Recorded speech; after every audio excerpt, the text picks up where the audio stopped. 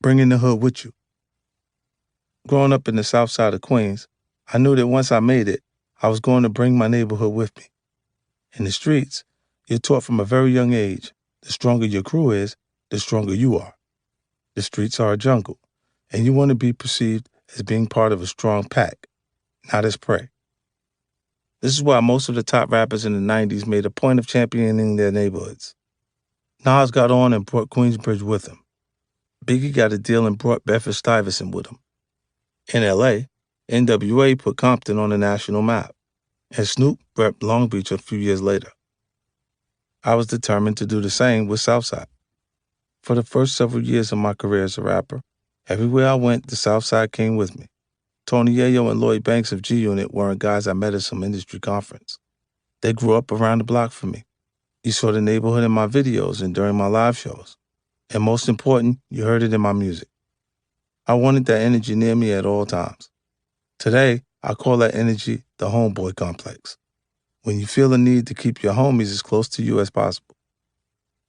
My Homeboy Complex was the main reason I bought Mike Tyson's mansion in Connecticut. When I came off my first tour for Get Rich or Die Trying, suddenly I had $38 million burning a hole in my pocket. Around the same time, I did an interview with a journalist who casually mentioned that Tyson was selling his home. "Oh, I'm going to buy that," I replied.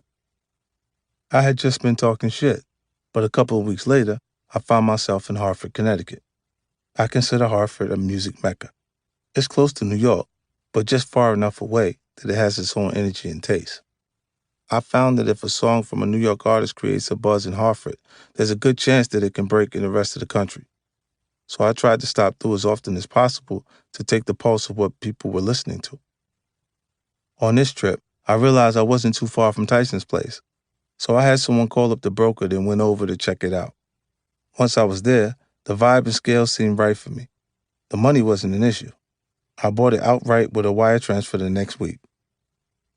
There was no family living with me at the time, so I didn't really need a house with 18 bedrooms and 25 bathrooms, not to mention a movie theater, indoor and outdoor pool, indoor and outdoor basketball courts, a nightclub named TKO, and 17 acres of land. But I bought it so that the South Side would literally be under the same roof as me. There would be nights, out in the middle of the country, the closest city, Hartford, Connecticut, was 10 miles away, where if you closed your eyes, you'd swear you were standing on the corner of Sufton Boulevard. There was music playing, people dancing, and dice rolling. The same people I grew up with eating Chinese food takeout on the stoop were being served by waiters at my dining room table.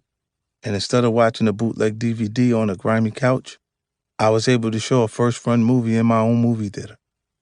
Doing things like that for people I came up with gave me more validation than selling millions of records.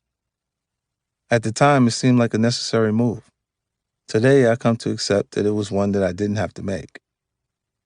First off, that house cost way too much money to maintain. I was spending close to $70,000 a month on maintenance alone. I don't care how rich you are, you never get comfortable paying a $70,000 utility and maintenance bill every month, especially when you're on the road most of the time. Bill Gates would look at a bill like that and say, "Do we have to run the AC every night?" It was great to be able to have 18 bedrooms at my disposal, but I could only sleep in one of them at a time. I had to concede that I wasn't using that home correctly. In many ways, the estate came to serve as a metaphor for my relationship with the hood.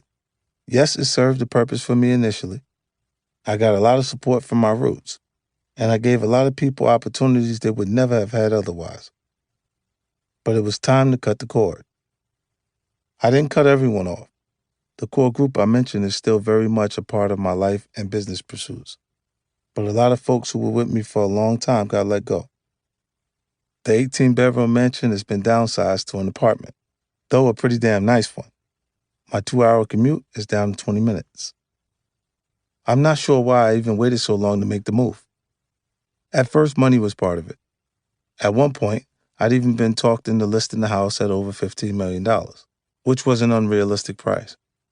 When someone puts a number in your head, every time you move off that number, it feels like a loss. You can't get tricked into thinking that way.